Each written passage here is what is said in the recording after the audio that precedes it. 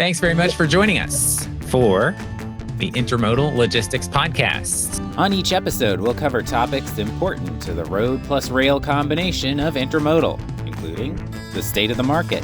You know, these black swan events, we can't predict them. But I think that what we can say is that they're happening with greater frequency.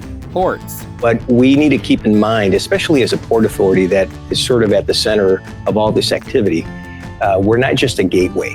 What happens here impacts the rest of the country, arguably the rest of the world and the global supply chain. Cross-border. On the ramps, how fast can it ingate, clear, and then be loaded, rather than ingate, wait to be cleared, and then load?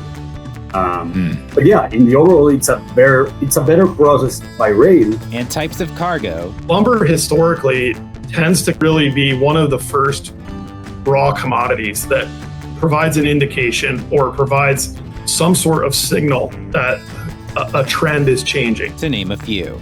Formerly known as Intech Freight and Logistics, the podcast, the Intermodal Logistics Podcast focuses even more on intermodal, while still keeping tabs on the context of the broader freight and supply chain space.